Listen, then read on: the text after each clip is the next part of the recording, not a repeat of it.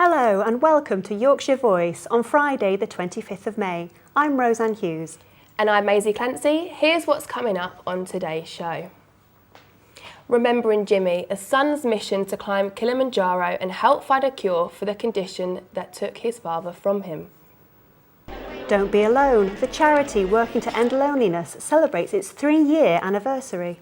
And Honouring the Fallen, an appeal to find out what happened to the men from Harrogate who gave their lives in World War I. Now, we all know what a cruel disease Alzheimer's is. It robs thousands of people of their memories and has a devastating effect on their families. One man from Bradford is doing his bit to help find a cure. Rebecca Morano went to meet him. Every day, John Hick treks through the hilly Queensbury countryside to work, but later this year, he'll be taking on a much steeper challenge. John is climbing up Mount Kilimanjaro in memory of his late dad, Jimmy Hick, who died after a battle with Alzheimer's in 2014. It was so happy-go-lucky, lots of energy. Everyone knew, very well known in Queensbury. And he got dementia in around 2008, 2009. And he never lost his sense of humour. He's always been happy-go-lucky. But he lost his energy. Put weight on and just lost who he was. My eldest daughter was 2 at the time of his death and he didn't even know who she was. Right, so my daughter had come in and he didn't even know who she was. So it was really hard, really, really hard. John's daily hike is around 6 to 10 miles long, but Mount Kilimanjaro takes around a week to complete. But John's not deterred. He's been climbing all the peaks Britain has to offer to prepare.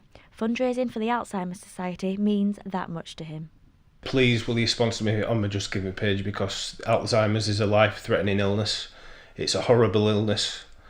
People go through hell and back, not just the victims but the families. It's awful.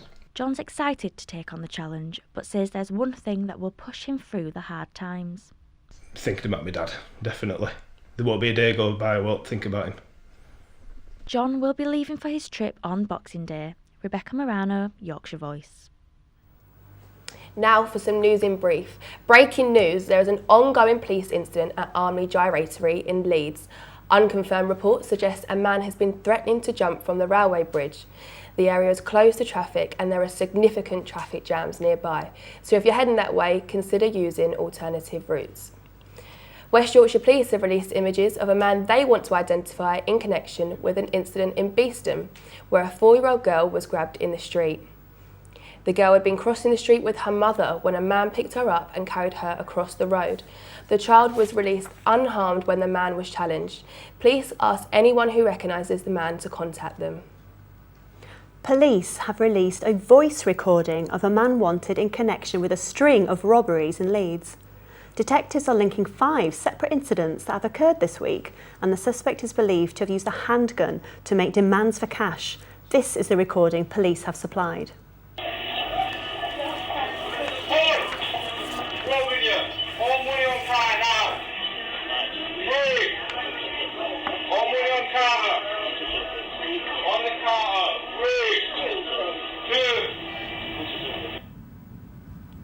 Now, a pony which has been badly burnt in a suspected acid attack is undergoing a second skincraft operation. The pony, called Cinders, is being treated at a specialist centre in North Yorkshire, after being dumped in Chesterfield in Derbyshire. Cinders underwent pioneering surgery using fish skin at the Rainbow Equine Hospital earlier this month after fundraisers collected more than £14,000. A charity that aims to prevent loneliness has celebrated its 3rd anniversary today at the Leeds City Museum. The organisation Time to Shine supports people who feel isolated in the community. Jasmine Blacker has more. Time for Shine has been funding charities to help lonely people for 3 years, and today they took over Leeds City Museum to celebrate all their achievements. But what have they done since they started? For us, the biggest achievement is 27 projects, very different, very varied, across Leeds, reaching all sectors of the community. We've had funds that are focused specifically on reaching men, who are often quite a hard to reach group. We've had groups that have worked with people with learning disabilities, trying to look the barriers to them engaging and expressing themselves. It's been just like a mosaic of wonderful projects. So, what are the charities themselves proud of? I can say for sure that it really helps to promote the concept of togetherness, basically mostly in the over 50s population, because that is what it is targeted at. I think for me it's been working with older people who started off saying they don't really know what a computer is, they don't want to use a computer, and then have discovered that they can use computers, that they're not as challenging and difficult as perhaps they thought, and they've found some liberation as a result. I think it's just identifying those people that may not been identified previously. But it's that addressing, like you're going to someone's home who's not seen anyone maybe for a week or so, and helping them sort of build their confidence to go back out and access the community, and when that happens, just the impact it has on somebody's life, it's fantastic.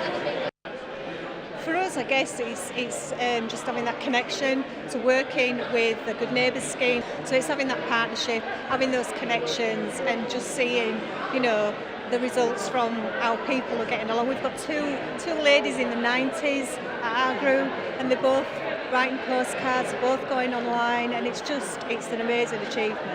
It's brilliant. I love it. Oh no, what a great idea. I know. And now we're joined by a very special guest who's been educating the public about Islam through YouTube videos. Yusuf Bashforth joins us, but first, here's a taster.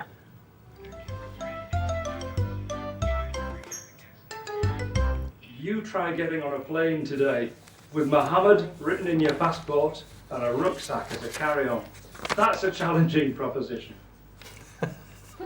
Now then, what a clip to tell that. But that's just so interesting. It's so interesting. I mean, have you ever come across anything like that for yourself at an airport? Or? Every time I get on a flight, I've got the word Muhammad in my passport. Oh. And when you look like I do and you have Muhammad written in your passport, it begs questions. And I get asked the questions, so I regularly get stopped and frisked at airports. Really? Yes. That's a shame. Not as much as my wife does. Okay. She gets it rather more than I do because she wears a hijab as well. Yes. And do you think it is genuinely the appearance, and that makes people sort of stop? We came back from a holiday in Rome recently, and she was stopped in Rome airport and taken to one side and frisked underneath her hijab, and etc. And then I watched a load of nuns walk through who essentially wear hijab, don't they? And nothing at all. So yes, I do think there's a fair amount of Islamophobia out there. And, so do you think that stigma associated with Islam is why you created your YouTube channel, to educate the public on such a public scale? Do you know that had a lot to do with it? Yeah. When I watch mainstream news, when I read the newspapers, when I hear people talking about Islam, I see a very, very different Islam to the one that I know and recognise. Yeah, and it was time to put the record straight. It was time to dispel the myths. It was time to get rid of the misconceptions, misunderstandings, misrepresentations that are often given in the media, and as I say, set the record straight. So we created a YouTube channel, and we have put together a series of 21 videos. Each of the videos is 3 to 5 minutes long, so it's not a big ask to ask people to watch these things, but it's a playlist that covers everything you ever wanted to know about Islam and Muslim culture but couldn't be bothered to ask. So is that why you thought you use YouTube as a tool? We wanted to get the message out there to people in a format that they're used to.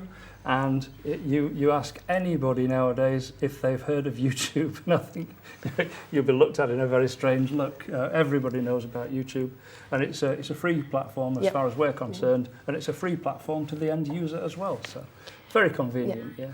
Well, thank you for coming in, and good luck with the My rest pleasure. of Ramadan and fasting Thank you in this weather. Much for having me. I really do appreciate it. Thank you very much. Okay.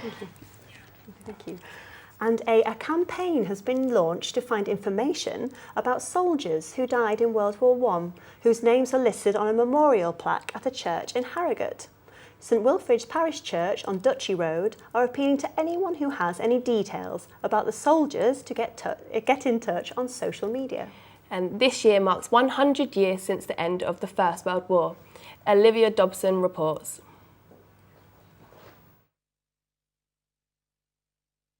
Well, St Wilfrid's is the only Grade 1 listed building in Harrogate. It was designed by the architect Temple Moore, and it's regarded as his masterpiece, really. It's a really beautiful church, greatly loved by everyone who comes here for church services or for events or to use the parish hall.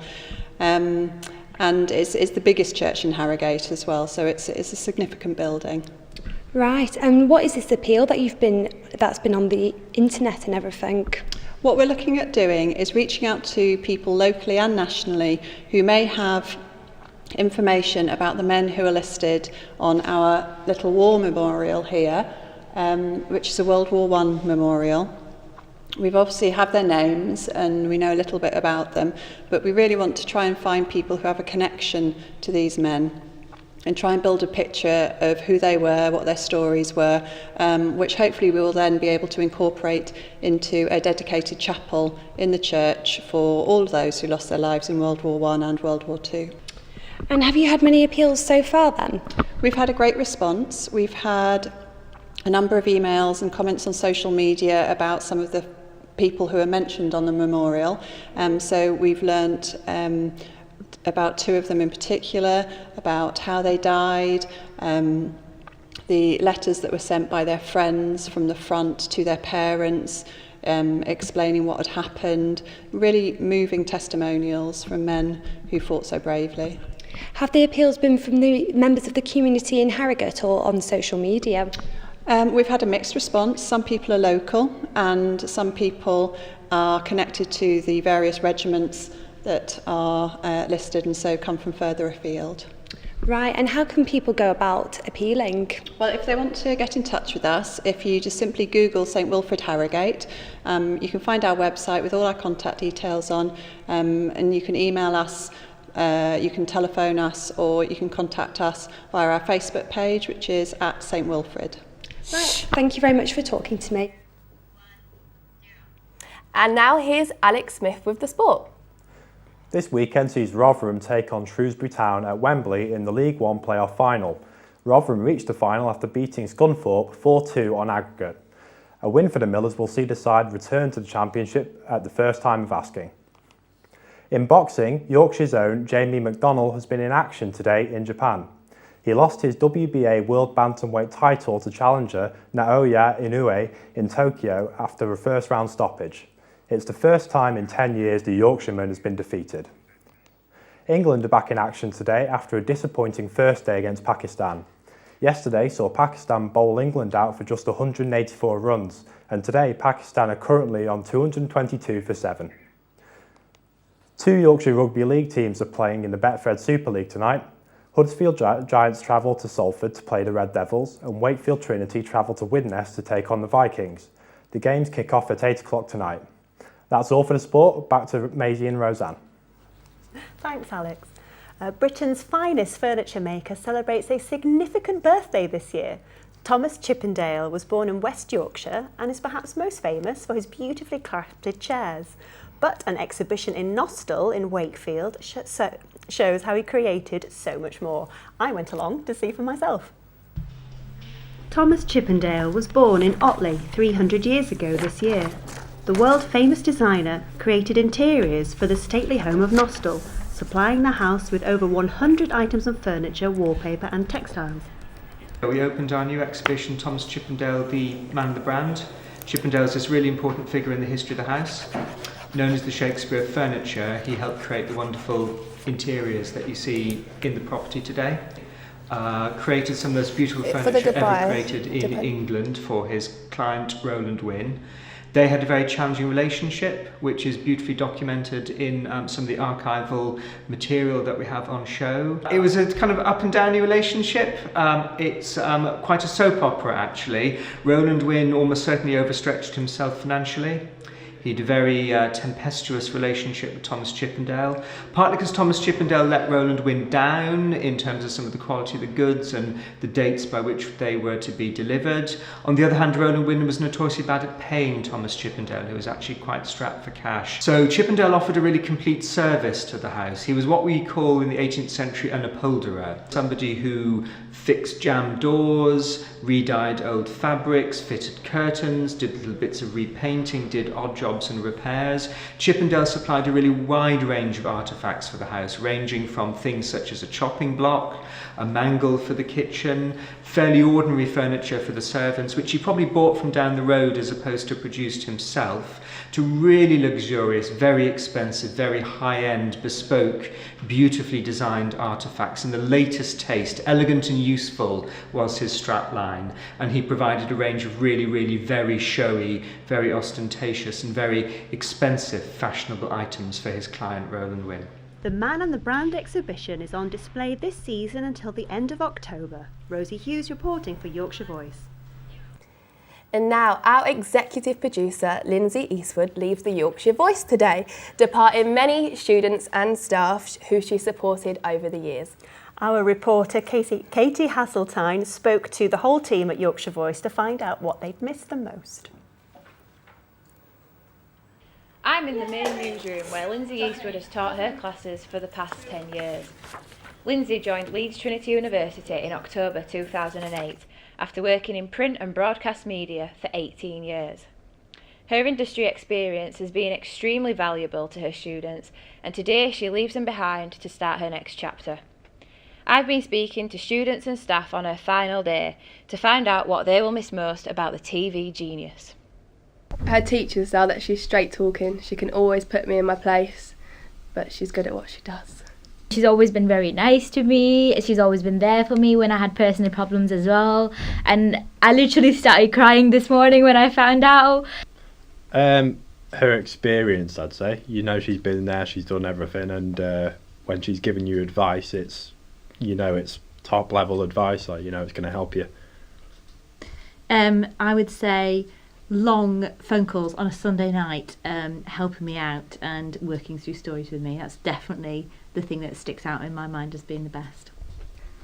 I'm quite shocked that Lindsay's going to live on a farm with her Michael. I don't know where the idea came from. I think journalism is a better route than farming, and I don't quite get where that's come from. But have a good time, Lindsay, counting your sheep. I think she's just taught me so much, and I just want to say a really big thanks. And I'm going to miss her, shouting at us in the studio, definitely. I'm going to miss when she takes part in meetings via FaceTime, because it was great, because I could always mute her halfway through the meeting and see her just getting all animated. And think, we're not listening, Lindsay. I'm going to miss her being so abrupt with us and just literally telling us to get it together, and thanks for getting me here first.